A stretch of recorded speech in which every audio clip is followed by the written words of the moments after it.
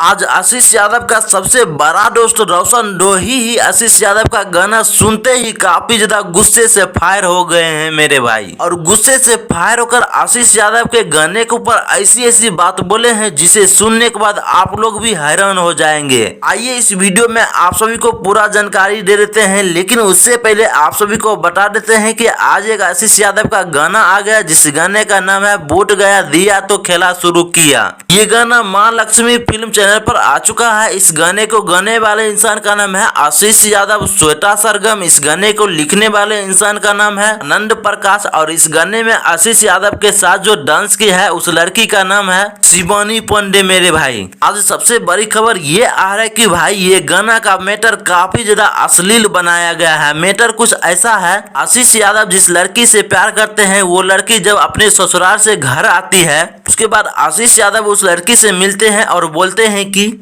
कर लो तो हर दूल्हा तोरा साथ गेली ससुराल। तो उसके बाद लड़की बोलती है कि बूट गया दिया तो खेला शुरू किया मेरा पिया। अब आप ही लोग बताइए कि ये गाना का मैटर कैसा है। इसलिए आज रोशन डोही काफी ज्यादा गुस्से से फायर होकर बोले कि साले दूसरे को बोलता है गंदा गंदा गाना गाता है और तुम जो ये गाना निकाले हो ये गाना कैसा है। ऐसे दोस्तों आपकी क्या प्रक्रिया है ये सब बात को लेकर आप सभी जरूर कमेंट बॉक्स में बताइएगा।